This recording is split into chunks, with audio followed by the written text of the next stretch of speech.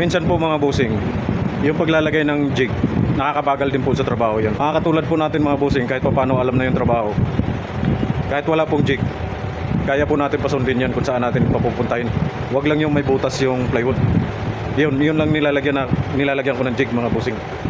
Pero kung wala naman po siyang butas, ito lang po, wala ng jig, kayang-kaya ko po siyang pasusunurin mga bossing.